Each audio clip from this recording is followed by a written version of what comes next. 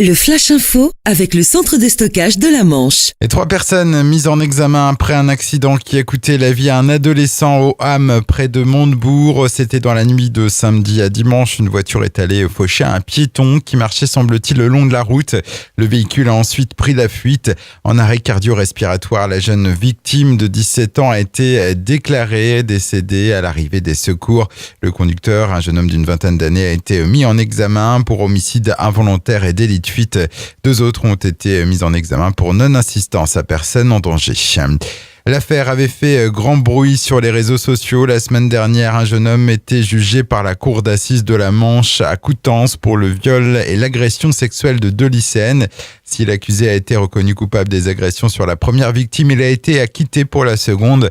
Le parquet général a décidé de faire appel. L'affaire sera donc rejugée dans les prochaines semaines. Nouvelle action des Gilets jaunes hier soir à Cherbourg. Tout comme lundi, ils ont décidé de bloquer la gare maritime. 400 manifestants étaient présents. Cette fois, le blocage s'est déroulé dans le calme malgré les tensions de la veille avec les forces de l'ordre. Les camions bloqués ont été déroutés vers le port de Ouistreham. Dans l'agglomération du Cotentin, la direction des déchets ménagers et assimilés invite les riverains à ne pas déposer leurs ordures. En cause, le mouvement de grève des agents de la communauté d'agglomération du Cotentin entamé lundi. Une grève reconduite pour aujourd'hui malgré la rencontre hier après-midi avec les élus.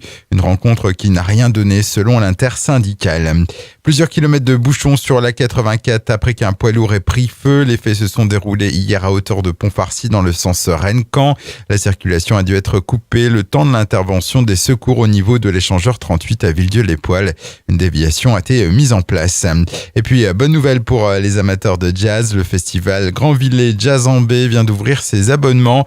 Une 10e édition qui se déroulera du 24 juillet au 4 août 2019. Cette année, le festival qui a accueilli Selassou, iPhone ou encore Kezia Jones a attiré 25 000 festivaliers, ce qui le place dans le top 5 des festivals de musique normands. Le Flash Info vous a été présenté par Landra, centre de stockage de la Manche à Digoulville. Pour en savoir plus et visiter notre centre, 0810 120 172, coup d'un appel local.